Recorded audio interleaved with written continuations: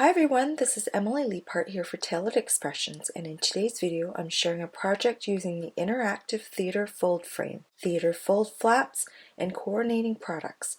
Interactive cards are not only fun to make, but they delight the recipient in so many ways. Let's take a look at the new products I'll be using in this video. The first one is the theater fold frame die. This comes with 3 parts, including the frame with notches for the pull, a split window with stitching details, and 2 bands with score lines. Also available are theater fold flaps, available in Toffee and Sugar Cube. Each pack will come with 5 bases and 10 flaps, because you'll need 2 flaps for each base. If you buy the die, it's convenient to have these pre-cut bases and flaps, but they're not necessary. Since the die is sized for an A2 card, you can definitely cut and score your own bases and flaps. I personally recommend getting them to start, and then you can decide how you want to make your future theater fold cards. Let me quickly show you what an assembled theater fold card in Toffee looks like. It's so much fun, and I can't stop pulling it open. It's very sturdy, and I'm pulling on it repeatedly and quite hard, and there's no sign of tearing. It's so well designed, and I'm excited to make a bunch for friends and family. These are just 2 of the 3 Oh My Word stamp sets, which are sized to coordinate with the theater fold frame die. The big scripted sentiments fit inside the main window, which splits apart when pulled. The sentiment itself has its own die cut, but I won't be using it in my project. It's just another possibility in your design, whether you use it with a theater fold concept or not. Next up is the Bitty Borders stamp set, which is filled with the most adorable images that go with all 3 of the Oh My Word sentiment sets. As you can see, there are coordinating dies which make it easy to pop 1 or 2 of these images inside the theater fold frame. Let's get started on this interactive card. I've die cut the theater fold frame using all 3 pieces of the die, and you get 5 pieces once it's cut. Inside the window you get 2 pieces since there's a line going down the center of the window. This is what allows that big scripty sentiment to be pulled apart in the interactive element. I'm also going to grab 1 pre-cut base and 2 pre-cut flaps. Please note that you can make this theater fold card in so many ways, and you can do some of the steps in a different order than how I'm showing you in this video. Even watching myself again, I can tell that I'd be doing it differently the next time. There's no right or wrong way, just maybe a slower way and a faster way. The first thing I'm going to do is apply 1/4 inch score tape to the little flaps at both ends of these straps. Keep in mind that this card design is horizontal. You want to center these flaps between the top and bottom of the window, but it must be flush with the edge of the window. Don't worry that it's covering up a bit of the thumb pull. Once the flaps are inserted into the straps from the back, you won't see the straps. I will repeat the process with the second strap and then use a bone folder to score the lines on the 2 pre-cut flaps. It's important to fold them both in the same direction. Now I'll apply 1/2 inch score tape to the outer quarter of these flaps. You can use liquid glue, but you'll have to apply it right to the edge and then wait for it to dry in order to ensure its strength. I wouldn't recommend using just a tape runner, as I don't believe that's strong enough for either the straps or the flaps. Once the 2 flaps are secured to the base, they will meet in the center, and you'll notice that there's a 1/8 gap at both the top and bottom of the flaps. This space will be covered by the theater fold frame once those flaps are inserted into the straps. Now I'm going to use the rectangle masking stencil and cloud stencils to create my background on the base and 1/4 of both flaps. I've taped down my base using a rolled up piece of washi tape, and I've secured the large rectangle masking stencil on top. I'm using one of the cloud stencils with a coordinating blender brush and sprinkles ink to create my scene. I create 4 layers of clouds and do a little bit of ink blending at the base of the rectangle frame before removing it.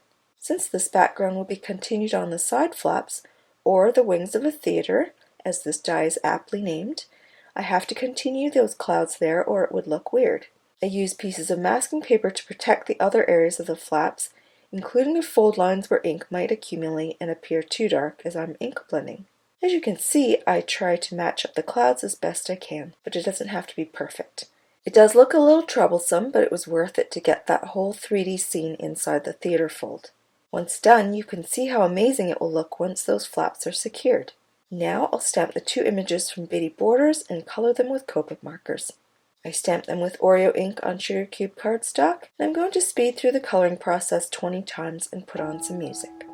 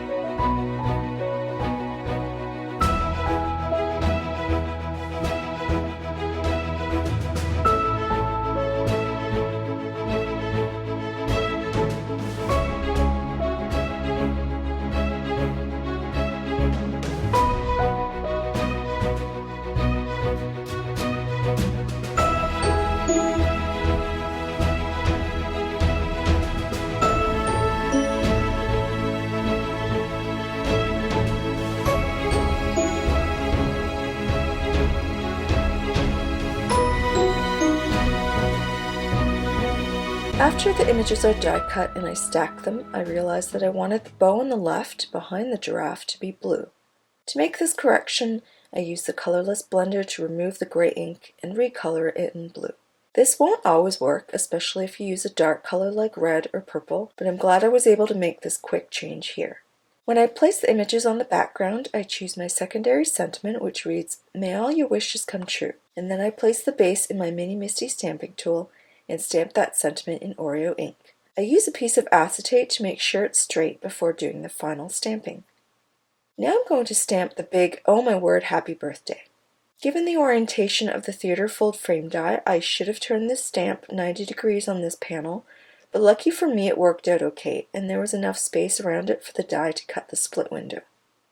First, I stamp the sentiment with Oreo ink, but then I decide that I want it to be sparkly for more impact, so I use watermark ink on top of the Oreo and heat emboss it with black glitter embossing powder from my stash. I also decide to add another sentiment beneath it, and this is partly because I had to shift the die down so that the die would cut the sentiment. It was a little off-centered due to spacing issues. Had it not worked out, I would have just re-stamped the sentiment horizontally on a new panel. After I use the theater fold frame die to cut the sentiment, this is what it looks like. Now I can start to assemble the card, first with the two flaps. I remove the release paper from the score tape on that outer quarter of the flaps. I just make sure to keep that adhesive lifted until I'm sure the flaps are positioned exactly where I want them, which is centered from top to bottom and also touching but not overlapping in the center. Trust me, it's not hard and not scary either. I bring in the frame so I can position the images in the center of the scene. Since I'm stacking images, I decide to die cut shadows from black glitter cardstock. Holding up the black die cut gives me another idea of using it as an audience in the foreground for another card. Then I slide the flaps into the straps and test out the interactive element. I use a skeleton clip to hold one of the flaps while I insert the other. Once both flaps are inserted, I line up the frame and clip all the layers together in the center. I use a tape runner to attach the split window sentiment. I just love how perfectly everything lines up. It looks amazing, doesn't it? Looking at this though, it's too white, so I recut the frame in Sprinkles cardstock and use liquid glue to secure it to the original frame. I could have just die cut extra straps and used just one layer of the frame, but there's no harm in making it extra sturdy. At this point, I decide that it needs one more change. The white frame I pull on is too bland, so I use my trimmer to cut a 4" by 5½ piece of candy corn cardstock. I use the cast-off window pieces from the Sprinkles frame and use a pencil to trace the insert since I won't be needing it. Since the sentiment is already adhered, I just want enough of the frame to slide in underneath the edges of the sentiment panels. I carefully use my trimmer to cut out the center, erase the pencil lines, and use liquid glue to attach the frames onto the pull flaps.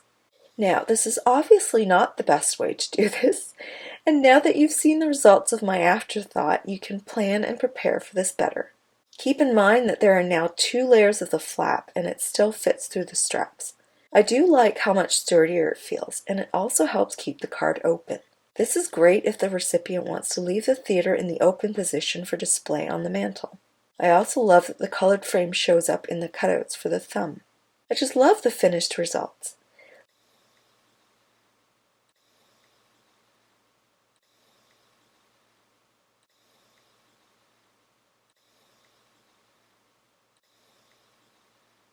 Let me show you how it fits into a regular envelope. Since I have extra layers in the images, the frame, and the flaps, it's bulkier than it would be without those layers. Still, it fits into an A2 envelope, and you just have to be careful when pushing the top of the pull tabs past the edge of the envelope. It's easier to flip the card over and slide it with the back facing you so that the tabs don't get caught.